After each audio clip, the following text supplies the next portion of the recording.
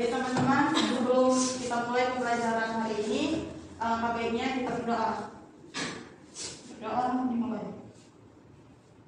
Berdoa selesai. Baiklah, terima kasih untuk Eka.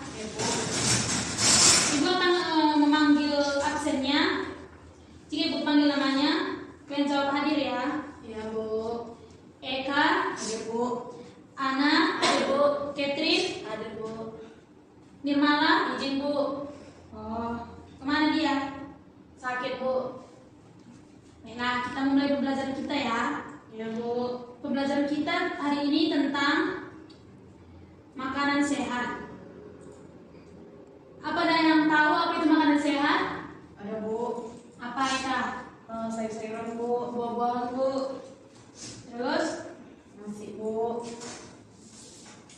Tidak makanan luar Bu, tidak makanan luar. Nah, misalnya di sini ada susu, buah-buahan, kacang-kacangan, biji-bijian, terus ada daging dan telur ya, ikan. Ada yang tahu apa aja syarat-syarat makanan sehat? Tidak Bu. Nah, sini aku akan menjelaskannya. Syarat-syarat makanan sehat yaitu makanan yang mengandung vitamin, protein, karbohidrat, mineral, dan lemak. Yang kedua yaitu mudah untuk dicerna dan tidak selalu dingin atau panas. Yang ketiga yaitu makanan termasuk ke dalam 4 sehat, 5 sempurna. Yang keempat yaitu memberikan cukup energi atau harus bisa mengenyangkan. Yang kelima yaitu bersih dan higienis. Yang keenam yaitu makanan tidak mengandung bahan pengawet kimia dan adiktif. Ada yang mau ditanyakan jenis-jenis penyakit yang diakibatkan karena tidak menjaga makanan yang sehat. Ya baik Bu. Baiklah, sekian pembelajaran kita hari ini. Terima kasih. Terima kasih Bu. Iya, siang Bu. Hari ini kita akan belajar tentang apa, ada yang tahu hari ini kita belajar apa? Siapa yang tahu? Tahun dan ruang Bu. Iya, hari ini kita akan belajar tentang bangunan ruang, macam-macamnya dan sifat-sifatnya. Ada yang tahu tentang bangun ruang anak-anak? Miss?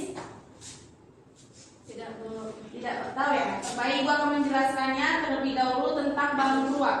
Bangun ruang adalah merupakan suatu bangun 3 dimensi yang memiliki ruang atau volume, isi dan juga sisi-sisi yang membatasinya. Secara garis besar, bangun ruang bisa kita kategorikan menjadi 2 kelompok.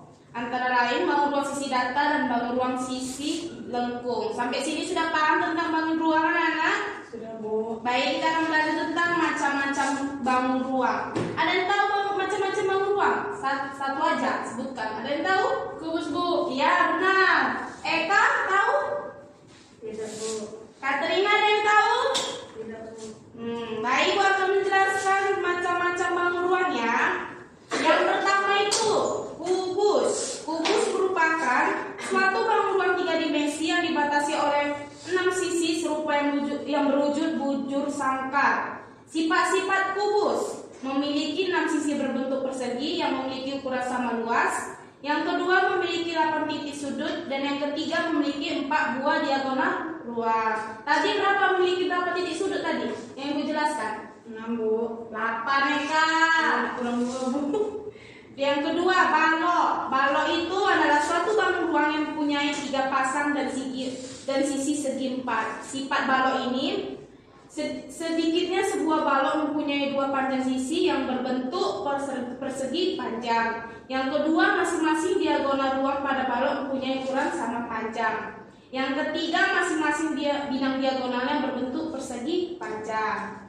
Terus yang ketiga limas. Limas ini merupakan suatu bangun ruang 3 dimensi yang dibatasi oleh alas-alas berbentuk segi 3, segi 4, segi 5. Sifat-sifatnya memiliki 5 sisi yakni yang pertama itu sisi berbentuk segi 4 yang berupa alas serta 4 sisi. Yang kedua memiliki 8 buah rusuk. Yang ketiga memiliki 5 titik sudut.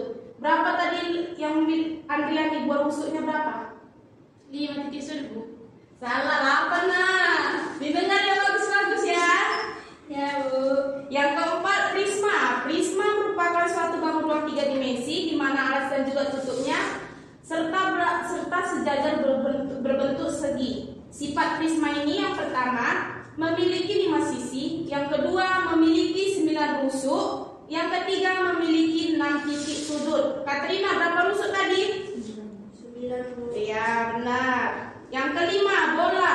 Bola merupakan salah satu bangun ruang sisi lengkung yang dibatasi oleh satu bidang lengkung. Sifat bola ini, bola tidak memiliki rusuk, bola tidak memiliki titik sudut, dan yang terakhir tidak memiliki binang diagonalnya. Yang keenam, tabung. Bangun tabung merupakan suatu bangun ruang 3 dimensi yang mempunyai tutup dan alas yang berbentuk sebuah lingkaran. Sifat tabung ini, yang pertama tidak memiliki rusuk, yang kedua tidak memiliki titik sudut, yang ketiga tidak memiliki bidang diagonalnya. Dan yang terakhir, kerucut.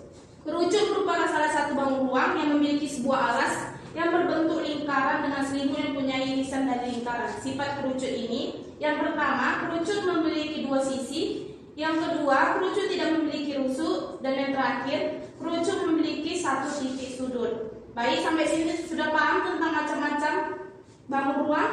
Sudah, Bu. Sudah. Di sini Ibu akan berikan soal terhadap kalian. Soalnya adalah suatu kubus mempunyai panjang rusuk 6 cm. Rusuk itu kemudian akan diperpanjang sebesar K kali panjang rusuk semula sehingga volumenya berubah menjadi 1728 cm kubik. Yang pertanyaannya, hitunglah nilai K dari panjang rusuk tersebut. Sudah dicatat anak? Sudah, Bu. Baik, sekian dari pelajaran kita hari ini ya. Ibu harapkan lebih lagi mempelajarinya di rumah agar lebih mengerti ya. Baik, Bu. Anak Ibu, ada yang tahu kita belajar tentang apa? Tidak, Bu. Tidak, Bu. Kita akan belajar tentang bahasa Indonesia. Anak Ibu,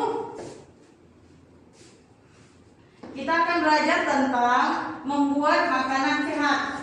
Anak-anak Ibu suka dengan makanan apa? Goreng, Bu. Oke, kita akan tuliskan tentang langkah-langkah membuat nasi goreng. Oke, 1, nasi. 2, Kecap, Bu. kecap. Terus, Bawang, Bu. bawang, Garam, Bu. Cabai, Bu. garam. 5, Telur, Bu. cabai. 6, Bu. telur. Terus 7, minyak goreng. Iya, Bu. Iya, Bu. Paling penting. Tempatnya, Bu. Wanita. Bahan-bahannya bukan alat-alatnya. Iya, Bu. Iya, Bu.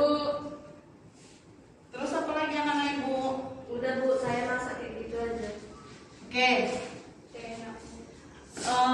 Minggu depan kita akan mempraktekkan cara membuat nasi goreng.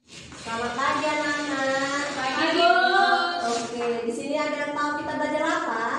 Tentang memahami reklame, Bu. Oke, pintar anak ibu. Ada yang tahu apa itu pengertian reklame? Tidak, Bu.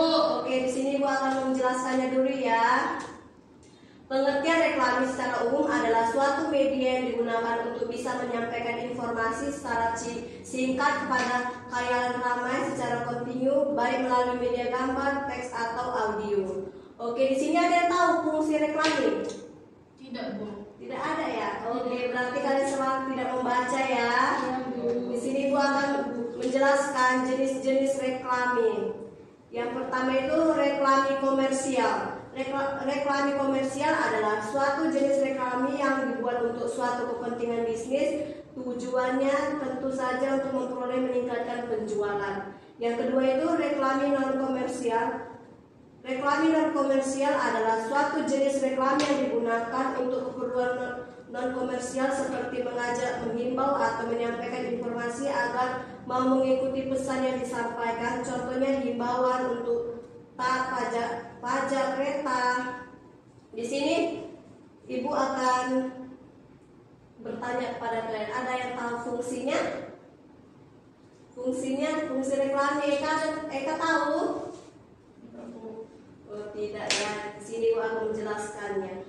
Fungsi reklame yang pertama itu membujuk atau mengajak calon konsumen untuk menggunakan menggunakan jasa atau membeli produk yang sudah diinformasikan. Yang kedua, memberikan informasi yang jelas dan singkat pada calon konsumen terkait produk atau jasa yang dipromosikannya. Yang ketiga itu memberikan kesan baik pada konsumen pada suatu brand, produk, barang atau jasa sesuai dengan yang diinformasikan. Oke, di sini Ibu akan memberikan kalian tugas. Coba kalian buat gambar promosi makanan seindah mungkin dan semenarik mungkin ya anak Ibu. Iya Bu, itu yang untuk dijual ya Bu ya? Iya Bu, iya nak, yang untuk dijual ya nak. Pokoknya buat promosi makanan yang seindah mungkin dan semenarik mungkin ya. Iya Bu. Oke,